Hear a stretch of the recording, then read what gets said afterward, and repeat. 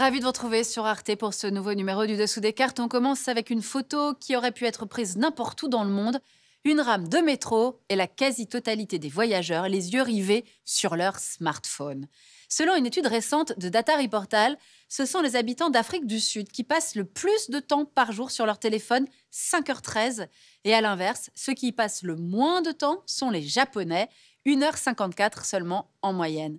Selon l'anthropologue Audrey Chapeau, cela s'explique par le fait que sur le continent africain, la majorité des activités passent par le mobile, là où dans d'autres pays plus riches, la possession d'un ordinateur notamment diminue le temps passé sur le smartphone. Quoi qu'il en soit, ces chiffres nous rappellent l'importance de cet objet dans nos vies, lequel devient du même coup un marché colossal et un enjeu de pouvoir. Alors on connaît bien sûr la guerre Apple-Huawei, l'une des déclinaisons de la compétition entre les États-Unis et la Chine, mais vous allez voir que la guerre des smartphones est bien plus complexe et subtile encore, impliquant de nombreux acteurs. Sortons nos cartes.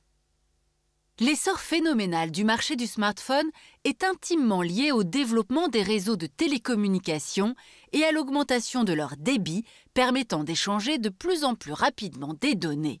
Ce sont d'abord deux leaders européens des réseaux de télécommunications qui vont s'imposer sur le marché du smartphone à la fin des années 90, le finlandais Nokia avec son 7110 et le suédois Ericsson avec son 380. Mais le débit encore limité du deuxième réseau mobile, la 2G, permet tout juste d'échanger des mails. Avec le déploiement du réseau mobile 3G+ en 2006 et son débit nettement supérieur, et l'arrivée de nouveaux fabricants, le marché va considérablement se développer. On passe ainsi de 122 millions de smartphones vendus en 2007 à 297 millions en 2010. Face au leader finlandais Nokia et ses 40% du marché mondial, on trouve le canadien BlackBerry qui détient 15,6% des unités constructeurs expédiées. Et surtout l'américain Apple qui s'est rapidement positionné dans le peloton de tête avec 9,1% de part de marché grâce aux innovations techniques révolutionnaires de son iPhone, écran tactile, bouton principal et navigation sur Internet. Au fil des années et des innovations techniques, les smartphones vont devenir de véritables ordinateurs de poche et les enjeux pour les constructeurs vont se complexifier.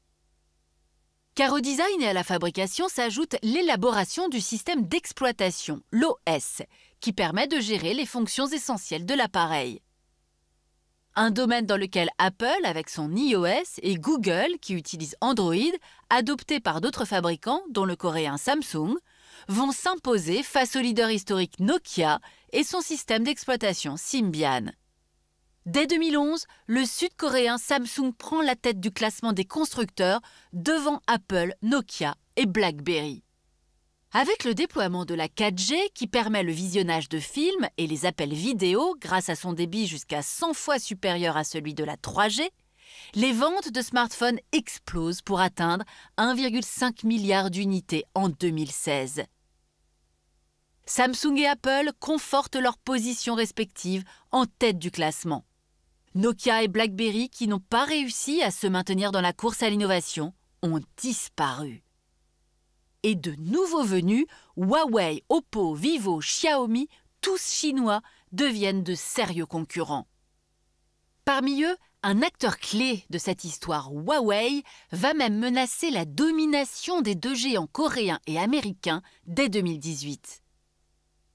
Acteur majeur des réseaux de communication comme Ericsson et Nokia, Huawei fabrique également des smartphones fonctionnant sous Android. Avec des appareils moins chers que ses concurrents, Huawei parvient à détrôner Apple en 2019 et même Samsung au printemps 2020. Mais le succès de Huawei va être de courte durée, car les services de renseignements américains suspectent la firme de mener des opérations d'espionnage pour Pékin. Washington impose alors un ensemble de sanctions qui vont impacter aussi bien la fabrication des smartphones du géant chinois que leur accès aux applications de Google. Dès le premier trimestre 2021, Huawei disparaît du top 5 des fabricants. Et en Europe, où sa part de marché est la plus importante début 2020, avec 18,5%, la firme chute vertigineusement ne représentant plus que 3% fin 2024. Alors, pour comprendre pourquoi les sanctions américaines ont été aussi efficaces, y compris en Europe, il faut entrer dans le détail de la fabrication des smartphones.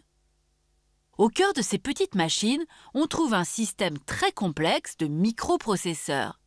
Ils sont eux-mêmes composés de tranches de silicium finement gravées de quelques nanomètres, les fameux semi-conducteurs.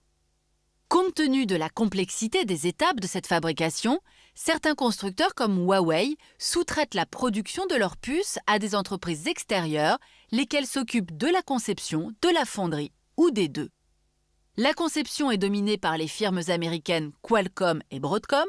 Le taïwanais TSMC représente près des 2/3 du marché mondial de la fonderie et le néerlandais ASML détient le monopole de ces machines d'une précision extrême utilisées par TSMC pour graver.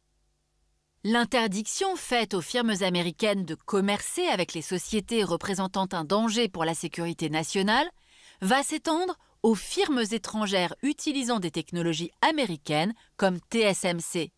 Le néerlandais ASML décidant de s'aligner sur la position américaine, Huawei se retrouve de fait privé de composants vitaux pour la fabrication de ses smartphones. Privé de puces dernière génération, Huawei a dû également renoncer aux applications du bouquet Google, habituellement fournies avec le système Android. Le coup a été d'autant plus dur qu'un autre volet de sanctions a frappé Huawei dans son cœur d'activité, la fourniture d'infrastructures.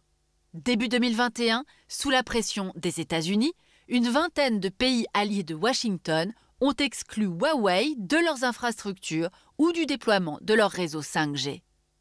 On l'aura compris, cette histoire du smartphone nous raconte comment on est passé d'une guerre commerciale entre plusieurs pays à une guerre entre deux géants qui se disputent le leadership mondial, les États-Unis et la Chine, et c'est ce qu'on va voir maintenant. En 2023, 70% des smartphones dans le monde sont assemblés en Chine. Jusqu'à 70% des iPhone 15 de la marque Apple étaient assemblés dans les usines du taïwanais Foxconn de Shenzhou, du chinois Luxshare à Kunshan et du taïwanais Pegatron à Shanghai. Alors pour sortir de cette dépendance, Apple a décidé de déplacer progressivement ses unités de fabrication vers l'Inde depuis 2017. Dans les usines de son sous-traitant Foxconn à Sriperumbudur dans le Tamil Nadu et dans la zone économique spéciale de Sri City au nord de Madras dans l'Andhra Pradesh. En 2023, 14% des iPhones étaient ainsi assemblés en Inde et en 2028, ce chiffre devrait monter à 25%. Samsung a également délocalisé ses chaînes de production à Noida en Inde et surtout au Vietnam, à Ho Chi Minh Ville, Hanoï et dans ses environs. Malgré ces délocalisations, la domination de Pékin reste considérable, car les autres composants des smartphones restent le plus souvent fabriqués dans des usines chinoises, même quand il s'agit de sociétés occidentales comme l'allemand Bosch, le franco-italien ST Microelectronics, les américains Qualcomm et Broadcom, ou encore le japonais Kioxia et le sud-coréen SK Hynix.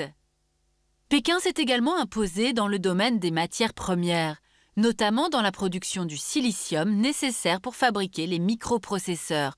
Ainsi, en 2023, la Chine produisait 80% du silicium métallique, une domination que rien ne semble devoir contrecarrer pour le moment.